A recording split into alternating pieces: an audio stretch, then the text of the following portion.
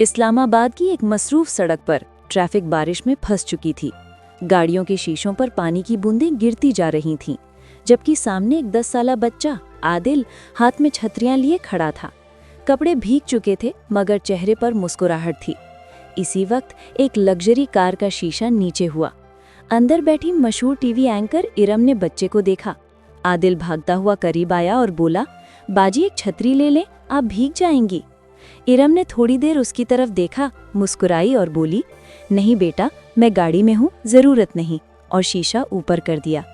आदिल कुछ लम्हे मुस्कुराकर खड़ा रहा, फिर दूसरे लोगों के पास चला गया। बारिश तेज़ होती गई और जिंदगी अपनी रफ्तार से चलती रही। 2 दिन बाद इरम न्यूज़ रूम में बैठी थी।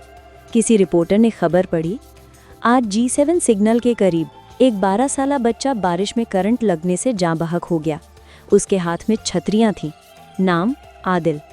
इरम के हाथ से कलम गिर गया। दिल जैसे धड़कना भूल गया। दिमाग में वही चेहरा, वही मुस्कुराहट गूंजने लगी। उसी शाम इरम उसी जगह पहुंची जहां वो बच्चा खड़ा होता था। बारिश फिर हो रही थी। उसने आसमान की तरफ देखा, बूंदें चेहरे पर गिरने लगी। आहिस्ता से बोली, वो बच्चा छतरी बेच रहा था, मगर असल में सायाबान था। कैमरा आसमान की तरफ जाता है, बिजली चमकती है, बारिश बरस रही है और ज़मीन पर एक टूटी हुई छतरी पड़ी है। सबक: जिंदगी में कभी छोटी नेकी को मत टालो, क्योंकि पता नहीं कौन सा लम्हा तुम्हें इंसान बना जाए।